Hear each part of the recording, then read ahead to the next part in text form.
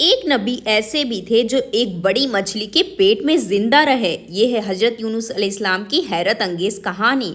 نینوا نام کا ایک شہر تھا جو دریائے تگرس کے کنارے بسا ہوا تھا۔ اس شہر کے لوگ بت پرستی کرتے تھے۔ وہ اللہ کو چھوڑ کر جھوٹے معبودوں کی عبادت کرتے تھے۔ ان کی زندگی گمراہی اور برائیوں سے بھری ہوئی تھی۔ تب اللہ تعالیٰ نے ان کی ہدایت کے لیے حضرت یونس علیہ السلام کو نبی بنا کر بھیجا۔ حضرت یونس علیہ السلام نے اپنی قوم کو سمجھایا، صرف اللہ ہی ایک سچا معبود ہے، اس کے سوا کوئی عبادت کے لائق نہیں۔ لیکن لوگوں کو ان کی بات بالکل پسند نہیں آئی اور انہوں نے کہا، ہم اور ہمارے باپ دادا ہمیشہ سے انہی بتوں کی عبادت کرتے آئے ہیں اور ہمیں کبھی کوئی نقصان نہیں ہوا۔ حضرت یونس علیہ السلام نے بہت کوشش کی کہ لوگ سچائی کو سمجھ لے۔ انہوں نے بار بار انہیں اللہ کے عذاب سے بھی ڈرایا، مگر قوم نے ان کی بات کو نہیں سمجھا۔ یہ دیکھ کر حضرت یونس علیہ السلام کو بہت اداس ہو گئے اور وہ نینوا چھوڑ کر چلے گئے، حالانکہ اللہ کی طرف سے انہیں ابھی اجازت نہیں ملی تھی۔ جب وہ شہر سے نکلے تو تھوڑی دیر بعد آسمان کا رنگ بدلنے لگا۔ آسمان ایسے لگ رہا تھا جیسے آگ جل رہی ہو۔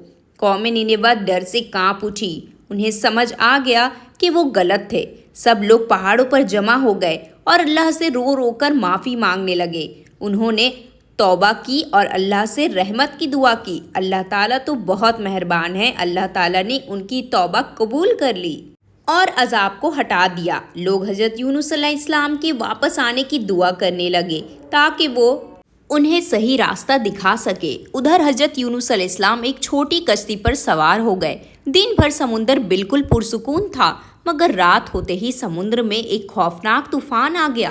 لہریں بہت اونچی ہو گئی اور کشتی کھلونے کی طرح ہلنے لگی۔ کشتی اتنی بھاری ہو چکی تھی کہ ڈوبنے کا خطرہ تھا۔ اس لیے سیلر نے فیصلہ کیا کہ ایک ڈرا کیا جائے اور یہ طے ہوا کہ جس کا نام نکلے گا اسے سمندر میں پھینک دیا جائے گا۔ جب ڈرا نکلا گیا تو حضرت یونس علیہ السلام کا نام آیا۔ آخرکار انہیں سمندر میں کودنا پڑا۔ جب وہ پانی میں ڈوب رہے تھے تب ایک بڑی مچھلی سمندر کی گہرائیوں سے آئی اور انہیں ڈگل لیا۔ حضرت یونس علیہ السلام مچھلی کے پیٹ کے اندھیرے میں تھے، وہاں نہ روشنی تھی نہ کوئی مدد۔ تب انہوں نے اللہ کو پکارا اور ایک عظیم دعا پڑھی، لا الہ الا انت سبحانک انی کنت من الظالمین۔ اللہ، تیرے سوا کوئی معبود نہیں، تو پاک ہے اور بے شک میں ہی غلطی کرنے والا ہوں۔ حضرت یونس علیہ السلام بار بار یہ دعا پڑھتے رہے اور اللہ سے معافی مانگتے رہے۔ اللہ تعالیٰ نے ان کی دعا قبول کر لی اور پھر اللہ کے حکم سے مچھلی نے حضرت یونس علیہ السلام کو سمندر کے کنارے ایک آئی لینڈ پر اگل دیا۔ وہ بہت کمزور ہو چکے تھے، چل بھی نہیں پا رہے تھے، مگر ان کی زبان پر اللہ کا ہی ذکر تھا۔ اللہ تعالیٰ نے ان کے لیے ایک کدو کا پودا اگا دیا۔ اس پودے سے انہیں سایہ بھی دیا اور غذا بھی۔